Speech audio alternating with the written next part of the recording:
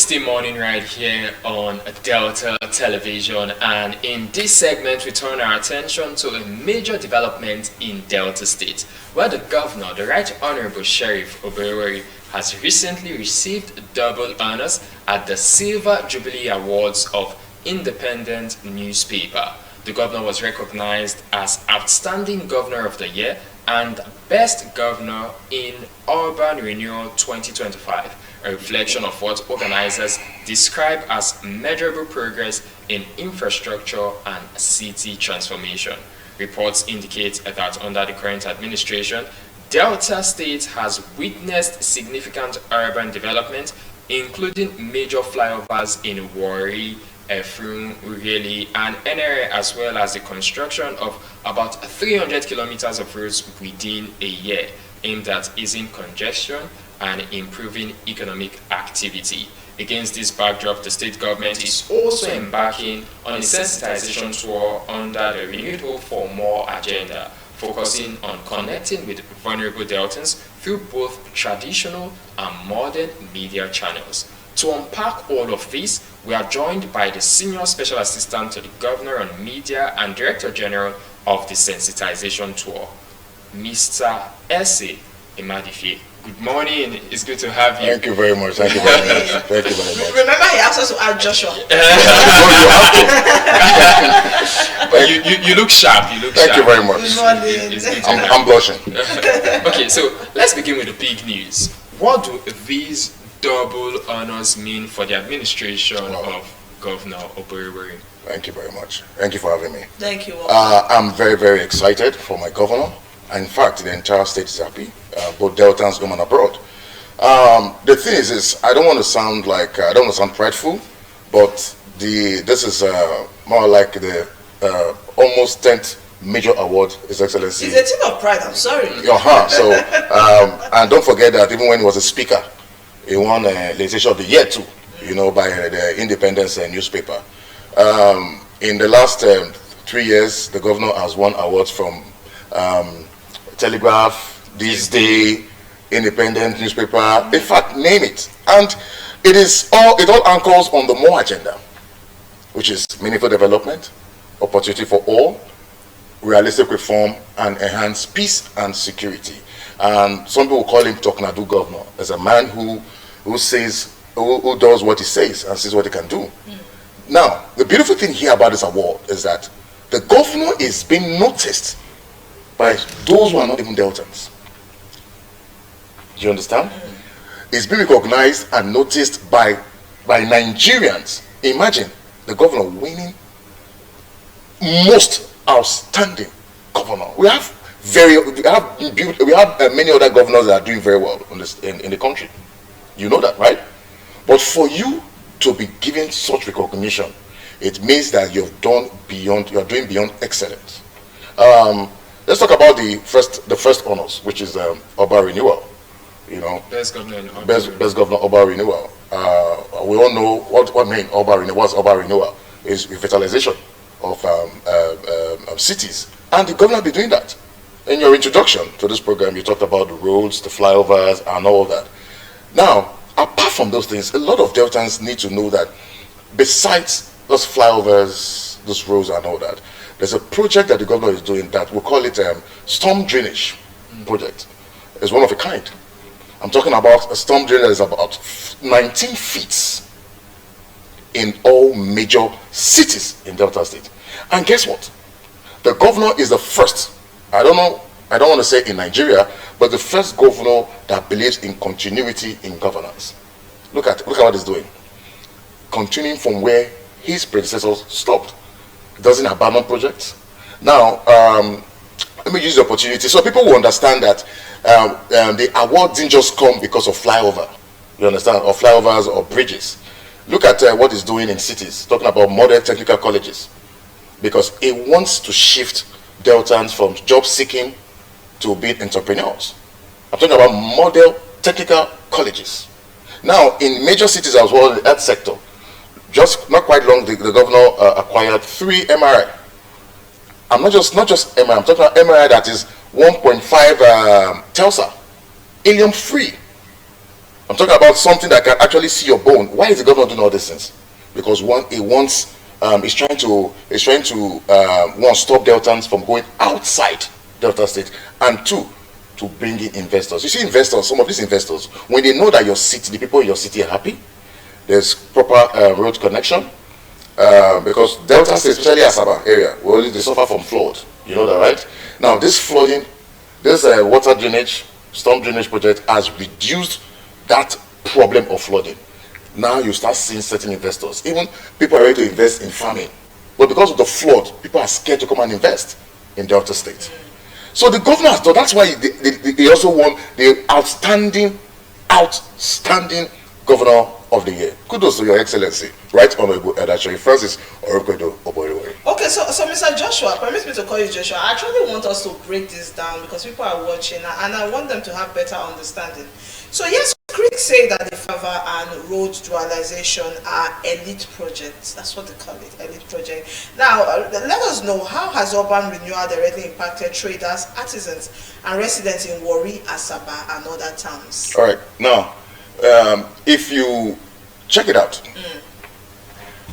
I live in Warri, basically, by working as Asaba, right? For me to get to my workplace, I have to ply the Asaba Ughelli road. Okay. And traders who travel, who ply that same road, today, it is like some of them even sleep on the road. So, it has its own economic impact. You know, some people are naturally adamant, no matter how much you try to explain to them, because one, like I said, everybody has their priorities. Some people will tell you that the flyovers means nothing to them. Some people will tell you that the social investment program the government is doing means not to them. But I will tell you something, that every project the government has done in terms of road, flyovers and bridges has economic impact. Now you can easily move around. The most important thing, it attracts investors, both local and foreign. And we need these people to understand that our city is a place to be in. People must understand these things. It's okay for you to complain, but trust me, it has its economic impact for both traders and even artisans. Okay, so that video there shows our governor, the governor of Delta State, inspecting the roads on his own. I said it earlier that the governor is a very thorough person. He didn't leave it. He would have been able to leave it to his commissioner maybe to inspect, but you can see him walking and doing it by himself. And then you can see the people around also celebrating. And from this video, sometimes we can tell if the celebrators have been paid, but this one doesn't look like that. It looks like they are genuinely happy. Yeah. But let us know, these roads now that we are so excited about, can these roads stand the test of time? All right, thank you very much for that question. I want to inform you that, especially because of flooding. Yes. I'll also like to inform you and Deltans that the Delta State governor has placed a hotline. Okay. Now, there's whistleblowing in projects, ongoing projects in Delta State. The governor has said that there must be value for money, and he has kicked against substandard jobs. Now, if you are a Delta and you see or notice any substandard job, you are free to call that number, and that number is everywhere online. Okay. Now, if the governor, because the governor wants jobs that will stand the test of time, and that is why he also sometimes goes to these places for inspection. He leads by example. I've seen a couple of videos, or rather, you've seen a couple of videos where it tells he uses a cutlass to check the quality of drainages and all that, because he wants jobs that will stand the test of time. Now, let's move away from the awards and the urbanization. Let's talk about the ongoing sensitization tour, which you happen to be the DG. Yeah. What is the core objective of the Connecting with Vulnerable Deltans tour, and how do you hope to achieve it? Because it was not just limited to modern media, we also talked about traditional media. Yeah, thank you very much. Actually, the project Connecting with Vulnerable Deltans kick-started 2 years ago. Okay. Now, basically, there are Deltans who may not have access to the internet. And the governor of Delta State has said several times that his government is for all. And we are privileged to the internet to get updates about what's happening in the state. Now, what about those Deltans living in vulnerable communities who don't have access to the internet? So what we do, we go down there and we exhibit traditional media. But the good thing about it is that when we go down to these vulnerable communities, we don't only give them first-hand information about what's happening in the state, we also give them some sort of empowerment. Now, the good thing is this: we're trying to mitigate misinformation and political blackmail, and to give these people a sense of belonging, inclusivity, and above all, hope in this administration of Governor Sheriff Oborevwori. So far, so good. We've visited many communities, starting from Delta North to Delta South. Right now, I'm on a 25 local government tour. I go to local governments.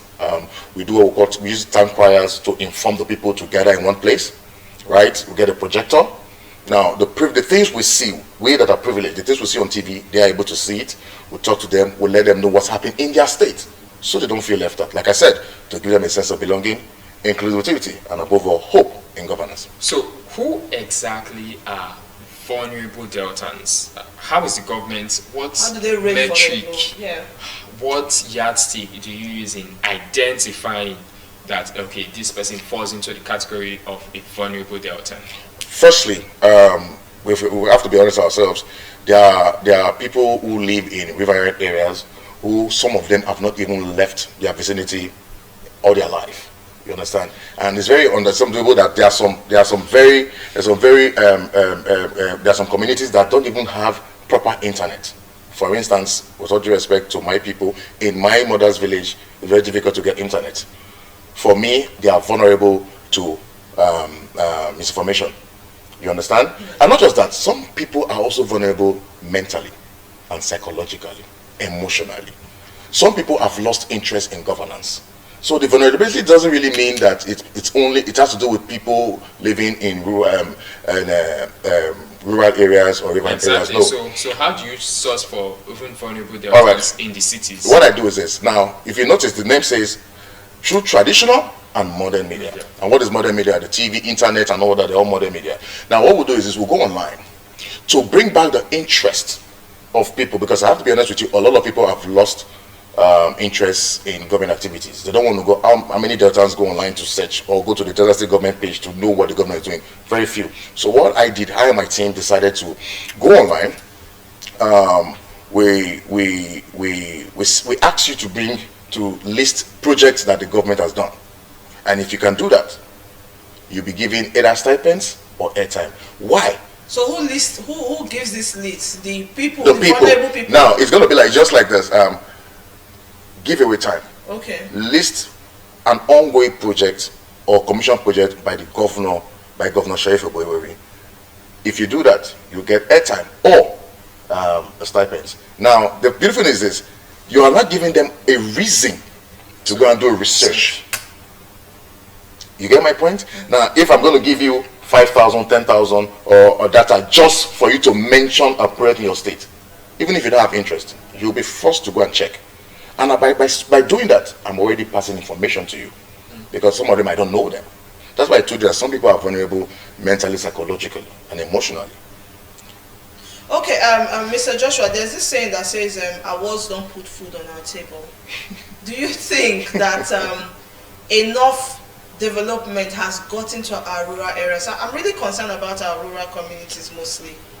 The government of Right Honorable Sheriff Oborevwori is so beautiful that it's also focusing on rural communities and rural communities. Okay. We need to be patient.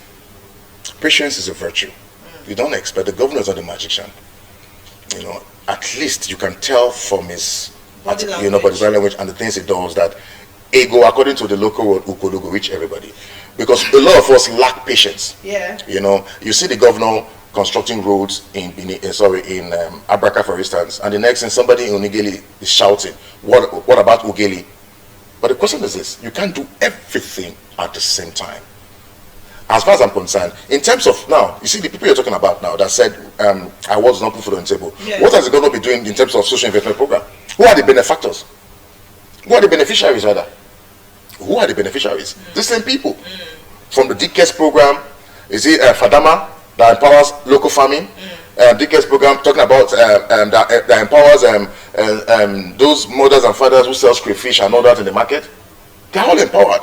with grants, skills, starter packs. What are we talking about? But some persons would argue with you and say that, oh yes, these things are real, but it doesn't really get to the grassroots. Most times that is given to family members of these persons who are supposed to be. I can tell you that with all sense of seriousness that okay. in this administration of Governor Shevibori, such don't happen. Okay. Let me tell you something here. The governor, where everybody that works under His Excellency tries to emulate him, is a very prudent man. He is a very prudent man. Do you know that most of these programs we're talking about, I just mentioned, the people involved, they come to Asaba Event Center. It's out there for everybody to see. Because these names are gotten from the state social register. So we have a social register. Yes. How was it compiled? It was many years ago, even before this administration of Governor Shevibori. Now, look, there's something I need to mention to So you. when last was it updated? I can't tell you that. Okay. But I want to say something. There's this problem we have in Delta State, where if you get information about an ongoing empowerment scheme that will benefit you and all that, people have this thing that comes like, nah, them. Because they don't believe trust issues. Okay, They don't believe that they know anybody. Since they don't know anybody, But the question is this: what does it take from you to to try? That's the thing. Then now, when you discover that it benefited somebody who took a move or made a move, Okay. the next thing you start spreading misinformation. Okay. That is exactly what's happening. I'm saying this because I'm very, very much aware of the entire social investment and intervention program by this administration. And the beneficiaries are not family members of politicians or whatever. These are the ordinary. Okay, tell me something. The widows that are benefiting from the 15,000 monthly stipends to the end of the administration, and also medical insurance, are they my mother? Are all of them my mother? These are widows cut across the 3 central districts, 25 local government. Yes, 10,000 widows. Sometimes people who have benefited from the government programs, they don't speak up. Are you getting my point? Like I've already said in most of my programs, I said, listen, if you've benefited from any program of the government, please speak up. Do you know why? Because some of them also want to continue to benefit. Forgetting that it is what we call turn by turn. So if you give the next person an opportunity. But we are greedy. You benefit before the next thing. You don't want to tell your neighbor that the government gave you 200,000, 500,000 to enhance your business. Yes. You don't want to speak up. Benefit again. Okay, so now we've been coming from the people angle and what people say. So now I want to ask you, as a result, because thank God you said this sensitization tour has been on for about 2 years now.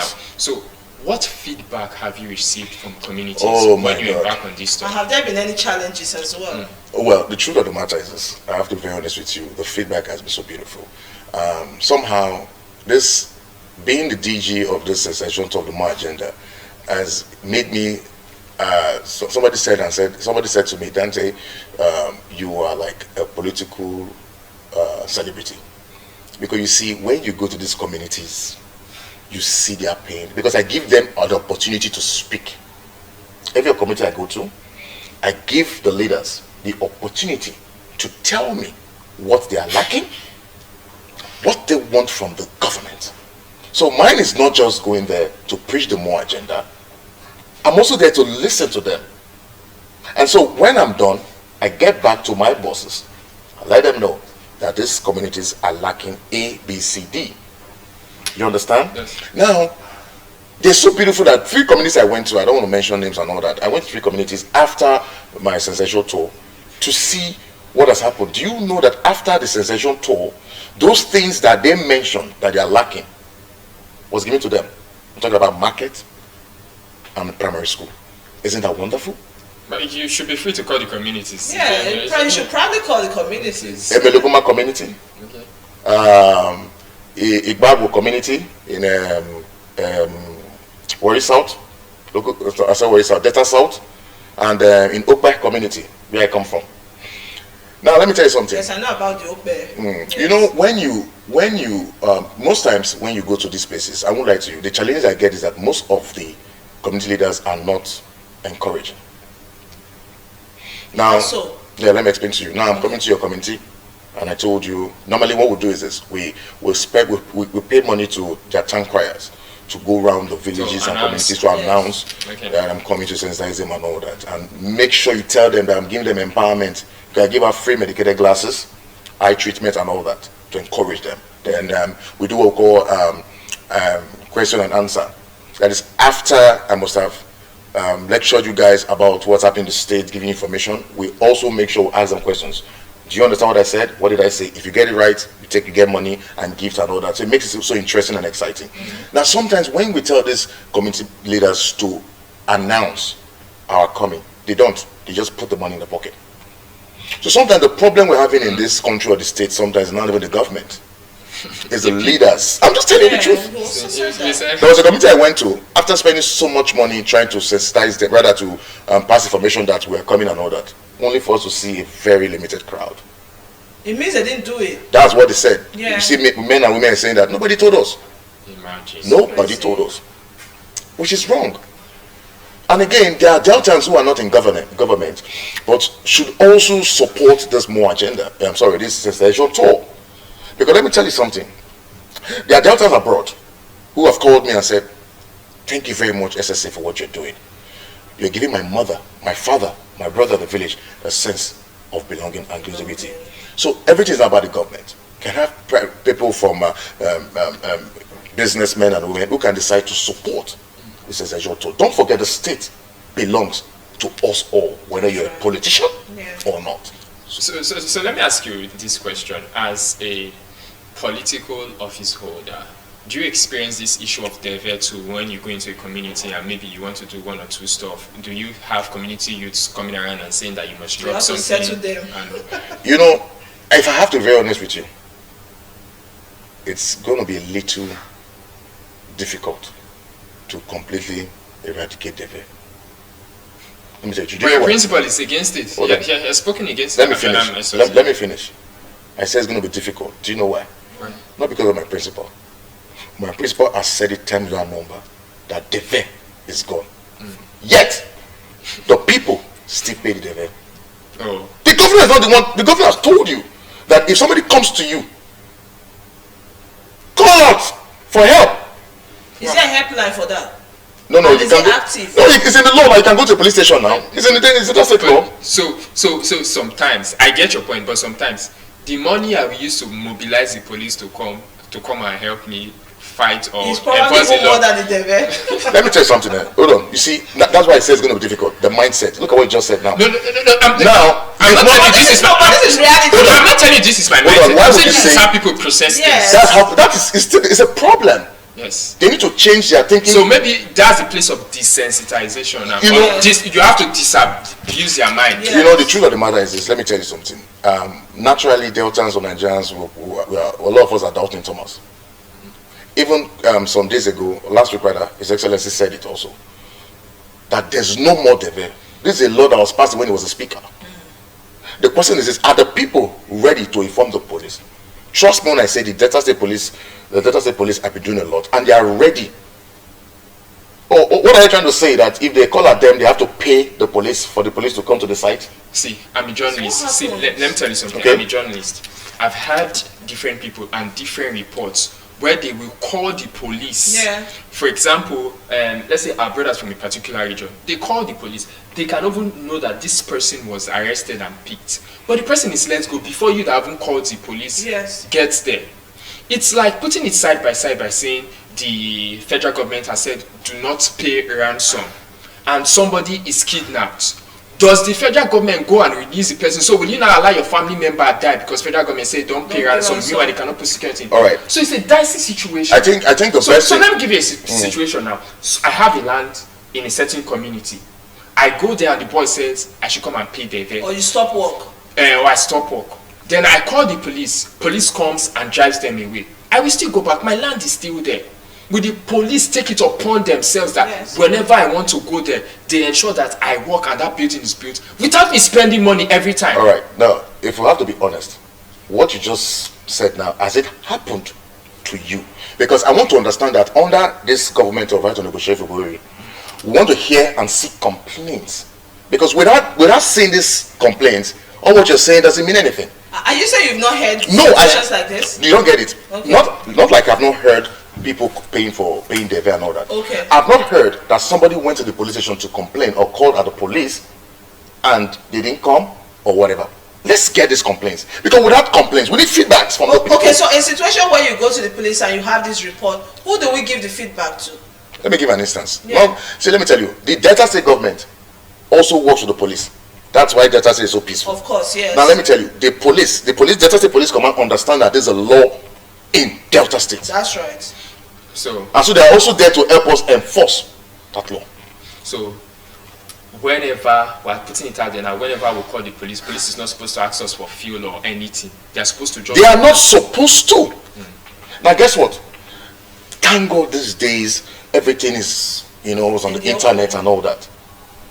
If you call the police and they start charging for all this, you put it out there. That's why I love my governor.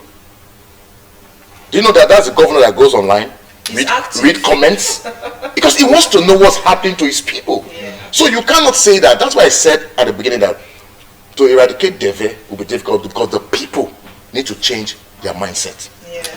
Oh, okay, let's talk on this phase Ukodo till 2031, because I saw you wearing the Ukodo tag there. Now this is really trending, and some people might want to say, the honors, and what does this honor influence the total in 2027 and beyond? Honors on the Ukodo. Yes. Let me tell you something. Ukodo is his title. He's a chief in Okpe Kingdom. The Ukodo of Okpe Kingdom. And naturally, we from, not even Nigerians generally, they tend to call you your title more than even your name. Right. You understand? And that's what happened. And then it became so interesting. And also there's this food in our place that is Ukodo, yam and pepper soup and all that. Food. Yeah, very tasty food. And so they try to kind of like just blend it together that Ukodo will reach everybody.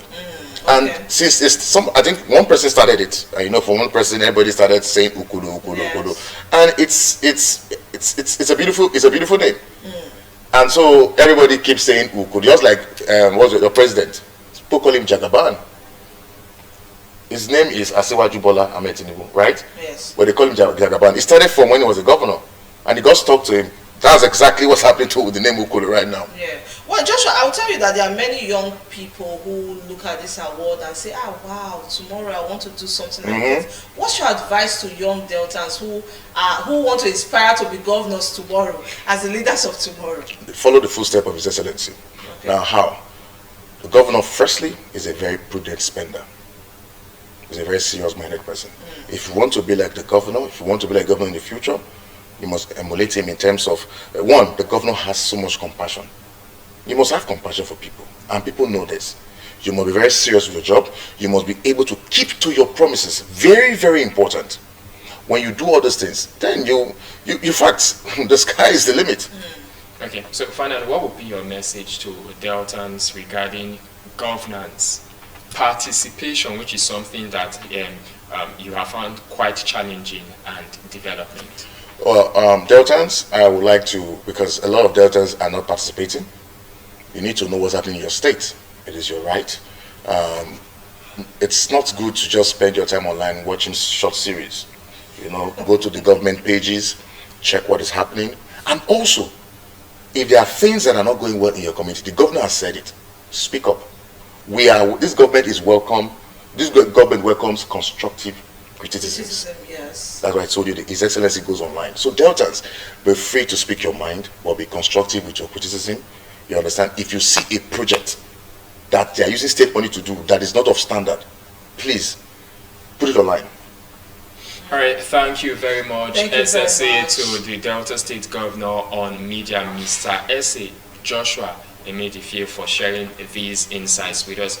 Meanwhile, while it is clear that awards and recognitions serve as important milestones, the real measure of success lies in how governance impacts everyday lives. So this is an appeal for the governor and his administration to keep doing what they are doing, but more importantly is that these developments really impact the lives of Deltans. And also, as a citizen, a resident in Delta State, please do well to engage actively in governance. Thank you so much for being a part of this interview segment. We're going to break, and when we return, Morning Ride continues. Is it Mr. Dante? Yes.